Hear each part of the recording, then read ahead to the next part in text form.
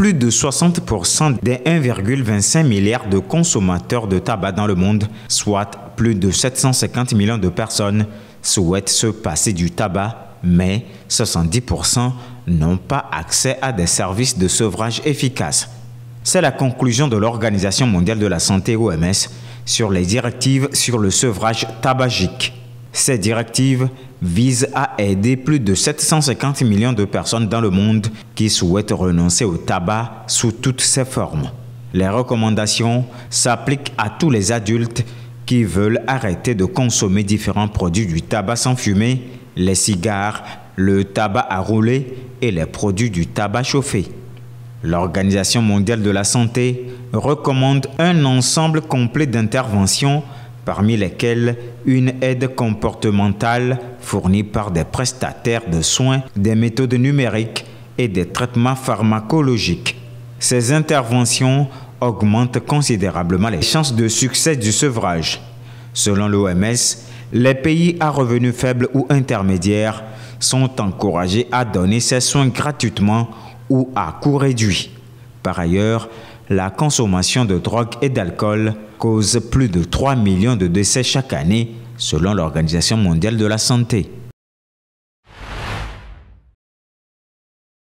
Environ 2 millions de Togolais vivent hors de leur patrie et représentent un poids dans le développement du pays. Selon le dernier rapport de la Banque mondiale sur les migrations et le développement, les transferts financiers de la diaspora togolaise jouent un rôle crucial dans l'économie nationale. En 2023, les envois en matière de transferts financiers ont représenté plus de 7% du PIB du Togo. Il est à noter que ces fonds généralement ne sont pas réellement productifs, c'est-à-dire qu'ils ne font pas objet d'investissement dans le commerce ou l'industrie, synonyme de création d'emplois. En effet, il s'agit juste des apports pour acheter ou faire construire des maisons.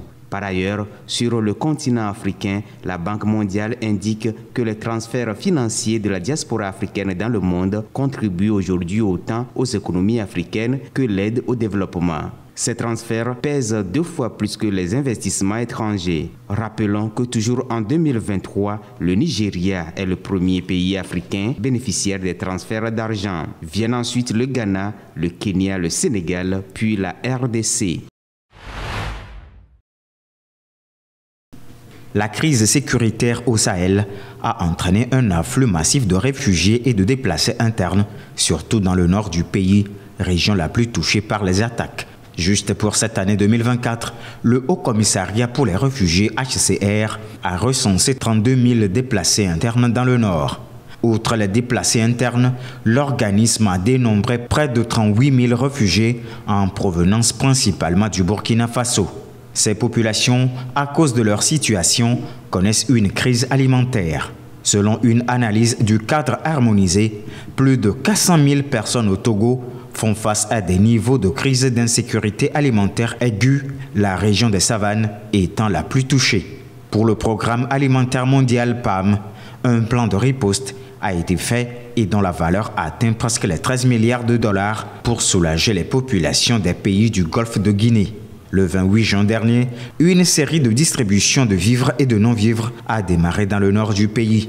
Près de 64 000 réfugiés et déplacés internes ont été ciblés dans 170 villages. Une alimentation supplémentaire préventive sera aussi mise en place pour prévenir la malnutrition aiguë chez les enfants.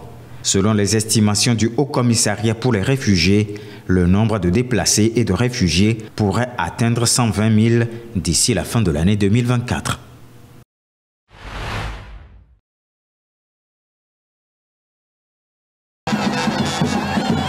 Lors d'un week-end marqué par des réunions de haut niveau dans une Afrique de l'Ouest divisée, le sommet de l'Alliance des États du Sahel, regroupant le Niger, le Mali et le Burkina Faso, a donné naissance à une confédération ce samedi 6 juillet à Niamey.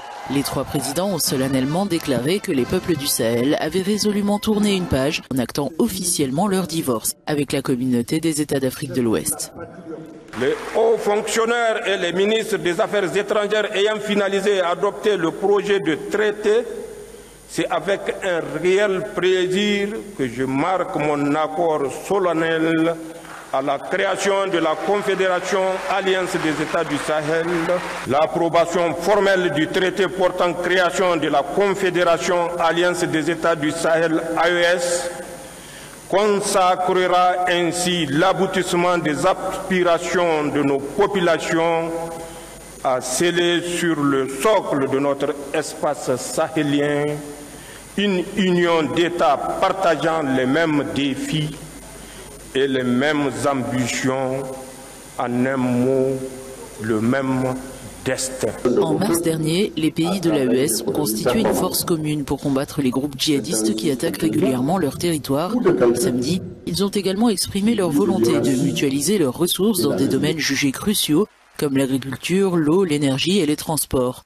Ils ont en outre appelé à une plus grande utilisation des langues locales dans les médias publics et privés de leur nation. Eh bien, c'est fait. Nous avons jugé nécessaire de prolonger et d'agrandir donc l'architecture de l'AES.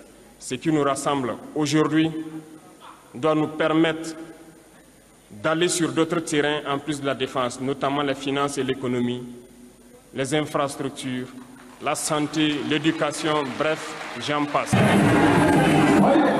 Le Mali occupera la présidence tournante de l'AES pour un an, tandis que le Burkina Faso devrait accueillir le sommet des parlementaires de l'organisation.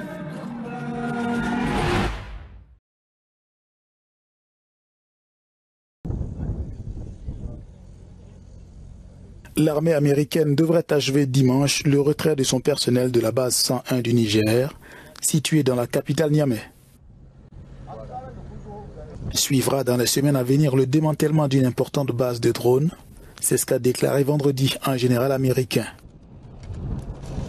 En avril, la junte au pouvoir au Niger a ordonné aux États-Unis de retirer leurs troupes du pays. Quelques 1000 militaires sont concernés par ce départ, qui constitue un revers embarrassant pour Washington, à la suite du coup d'État survenu l'année dernière dans ce pays d'Afrique de l'Ouest. Avant le coup d'État, le Niger était un partenaire clé des États-Unis dans la lutte contre le terrorisme au Sahel. Des milliers de morts et des millions de déplacés sont à déplorer dans la région. Washington est à la recherche d'un plan B en Afrique de l'Ouest, alors que les renseignements américains sont de plus en plus limités sur les groupes extrémistes en pleine expansion.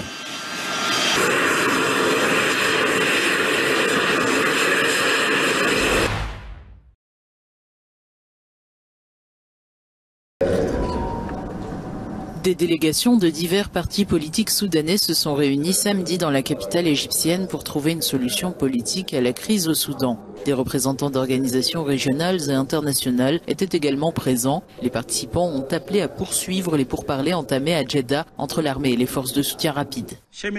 Les discussions et les délibérations ont porté sur la nécessité d'une fin immédiate de la guerre, de façon à assurer les mécanismes, les méthodes et le contrôle d'un cessez-le-feu permanent, ainsi que l'arrêt des hostilités.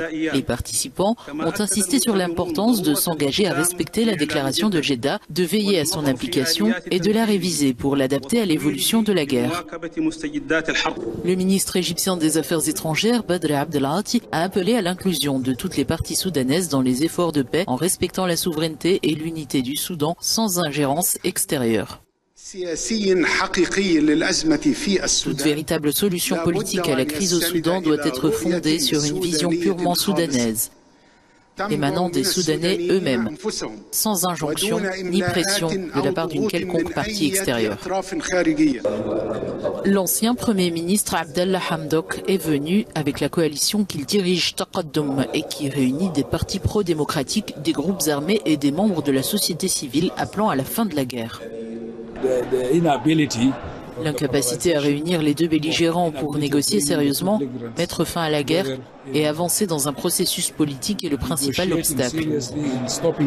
Mais je pense qu'avec la pression exercée de l'intérieur par la société civile, les groupes soudanais, la région et le monde, nous serons en mesure de faire pression sur eux pour qu'ils s'assoient à la table des négociations. Depuis avril 2023, le conflit au Soudan a fait plus de 14 000 morts et contraint près de 10 millions de personnes à fuir leur foyer, entraînant des alertes de famine et des vagues de violences ethniques.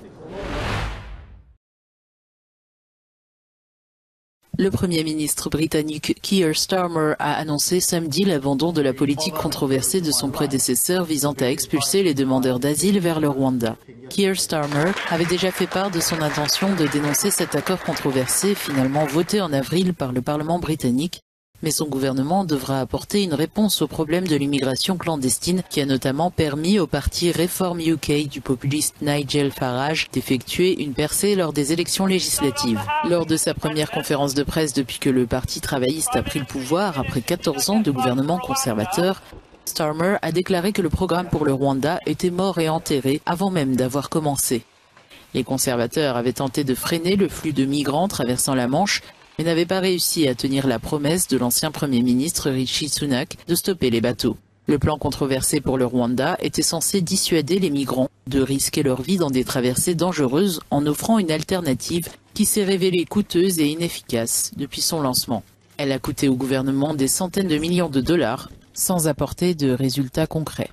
Starmer s'est dit impatient de voir le changement se produire, mais n'a pas précisé quand les Britanniques pourraient ressentir une amélioration de leur niveau de vie ou des services publics.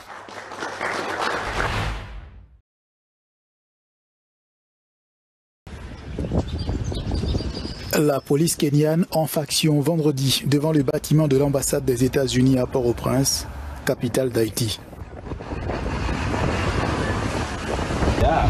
Pendant ce temps, non loin de là, Jimmy Cherizer, un ancien policier qui dirige aujourd'hui une puissante fédération de gangs appelée G9 Family and Allies, improvise une conférence de presse dans un coin de rue. Concentrons-nous sur la solution. La vraie solution est un dialogue national où chaque Haïtien sans discrimination a le droit de s'exprimer et c'est ce que la mafia ne veut pas. Elle ne veut pas de dialogue parce qu'elle veut continuer sa guerre. Elle ne veut pas de dialogue parce qu'elle ne veut pas de la paix. Nous voulons le dialogue parce que nous ne voulons pas la guerre. Nous voulons le dialogue parce que nous voulons la paix. Nous voulons le dialogue parce que nous voulons combattre la guerre. Nous voulons le dialogue parce que nous voulons la paix. Les Kenyans sont les premiers contingents de policiers étrangers à arriver à Haïti dans le cadre d'une initiative voulue par les autorités haïtiennes et soutenue par l'ONU.